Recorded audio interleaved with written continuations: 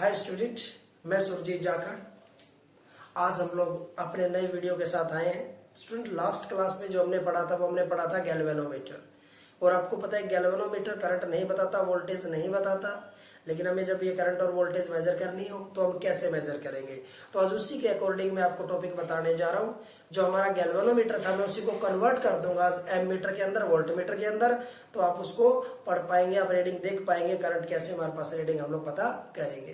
तो स्टूडेंट ध्यान से सुनेगा, एम मीटर होता क्या है पहले मैं आपको बता रहा हूँ। एम मीटर, स्टूडेंट देखिएगा एम मीटर, देखिएगा जैसा कि मैंने कहा कि गैल्वेनोमीटर करंट तो मापता ही नहीं, मेजर ही नहीं करता। तो हमें करंट मापना हो तो हम कैसे करेंगे। हमें गैल्वेनोमीटर के अंदर कोई सुधार करना होगा, हमें गैल्वेनोमीटर के अंदर चेंज करना होगा, बदलाव करना होगा।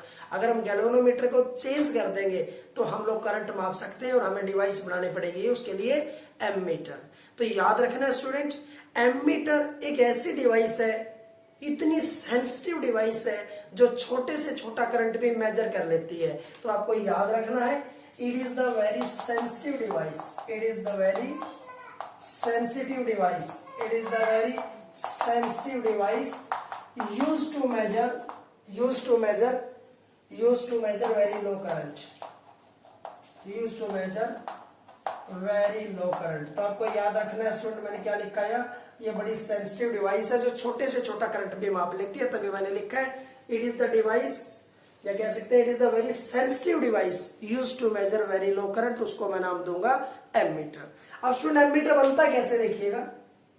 स्टूडेंट ये हमारे पास है गैल्वेनोमीटर, और इस गैल्वेनोमीटर के पैरेलल के अंदर मैंने एक रेजिस्टेंस कनेक्ट किया, और इस रेजिस्टेंस को हम लोग बोलते हैं शंट, और ये रेजिस्टेंस लो होता है। तो आपको याद रखना है, जब हम लोग क्या करते हैं, जब हम लोग गैल्वेनोमीटर के पैरेलल के अंदर एक रेजिस्टेंस कनेक्ट करते हैं हमारे पास, तो बनता है एम मीटर। और ये रेजिस्टेंस क्या होता है, लो होता है, और इसका नाम होता है शंट। तो आपको याद रखना है, व्हेन ए रेजिस्टेंस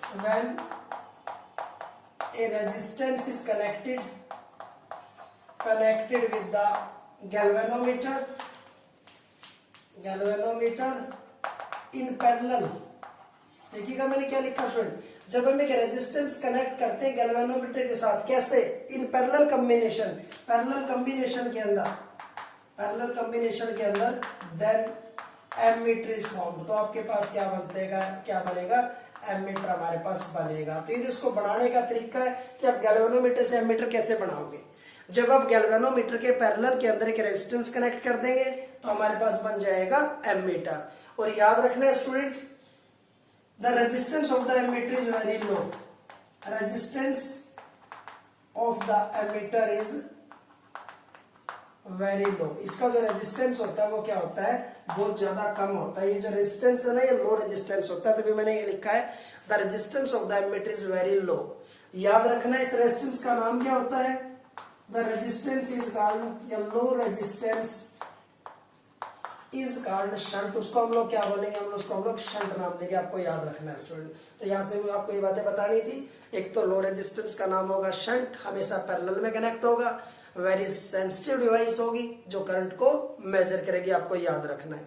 अब स्टूडेंट बात आती है, देखिए मैं इसको थोड़ा सा साफ कर रहा हूँ, अब मैं इसकी वर्किंग आपको बताने जा रहा हूँ किस तरीके से काम करेगा। तो स्टूडेंट मैंने यहाँ लिखा, आपके सामने देखिएगा। अब मैं आपसे कहता हूँ स्टूडेंट,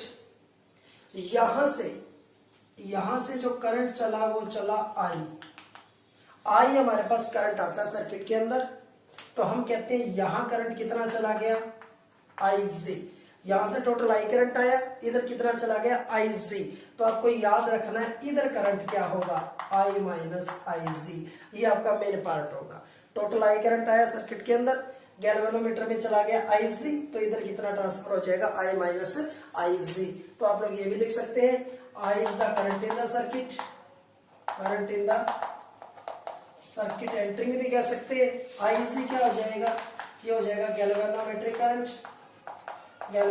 करंट हो जाएगा हमारे पास IC। R हमें पता है क्या है, लो रेजिस्टेंस है, जिसको हम लोग शंट नाम देंगे, ये आप लोग जानते हैं। अब आपको एक प्रॉपर्टी पता है स्टूडेंट, हमेशा पैरेलल के अंदर वोल्टेज इक्वल रहती है।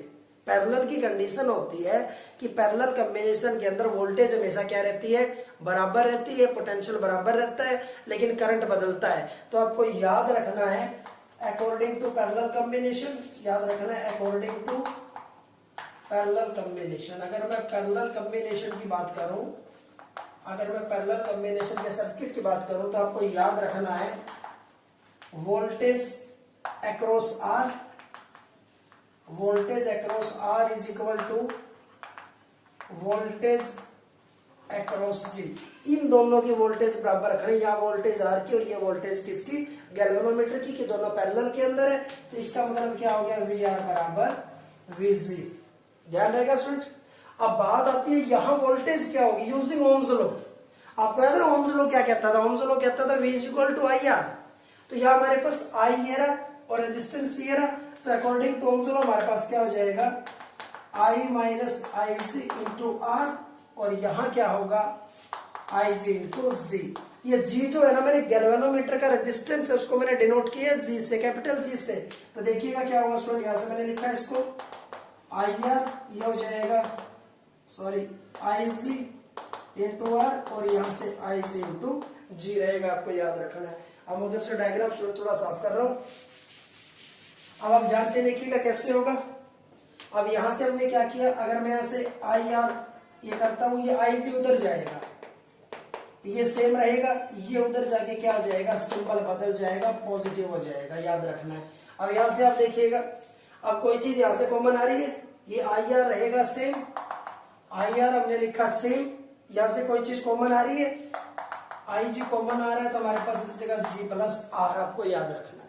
अब यहां से मैं आई जी फाइंड आउट करता हूं, तो स्टूडेंट आप जानते हैं ये दोनों इसके डिवीजन में चले जाएंगे, I R by G plus R, आप ऐसे इसको लिख सकते हैं। एक तो रिजल्ट आपको ये याद रखना है।